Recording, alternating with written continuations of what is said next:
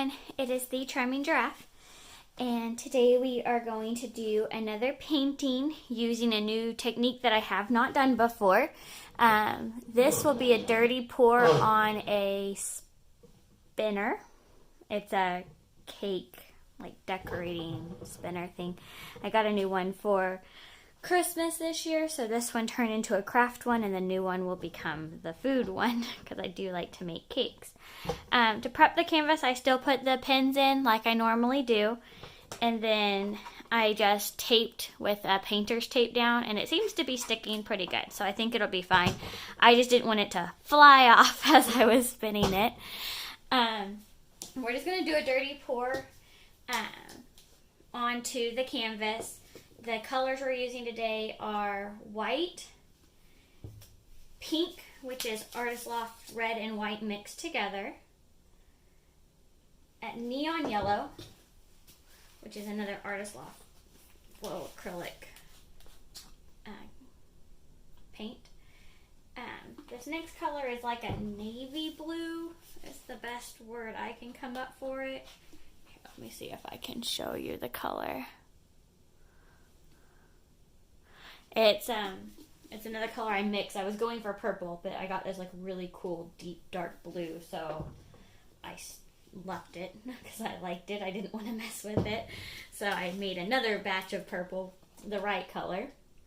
So that was just a little happy surprise. So we're just layering these in here. Probably, as usual, gonna give myself more paint than I need, which is completely fine. From yesterday's pour. Here, I'll show you real quick.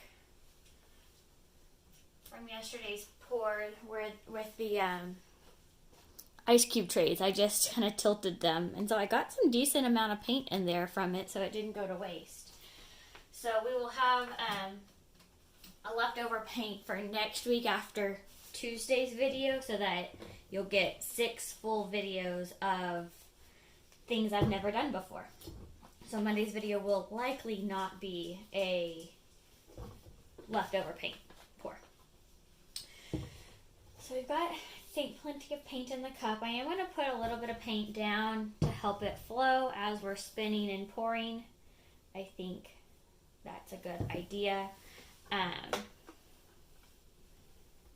think I'm going to try to remember to do base coats in the future for most of them, just in order to try to maintain the design that we're going for. I don't know how loud this is going to be when I start spinning and pouring, so I may mute this part of the video when I go to edit it. I'm just warning you, so if I do that, then you know why. But if I do, you won't be able to hear this next part, and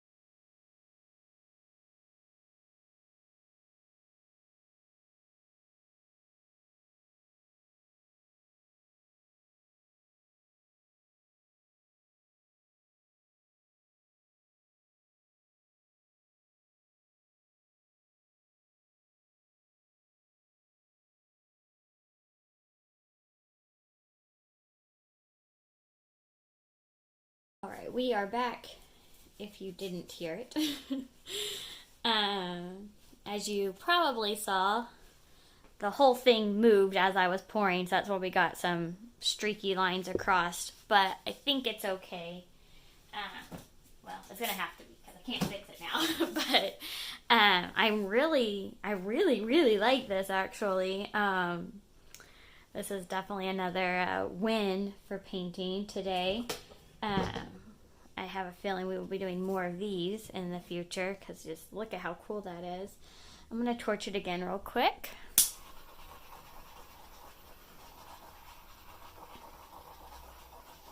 Not that it really needs it, given all the cells that are coming through. I'm going to scrape the sides also, maybe.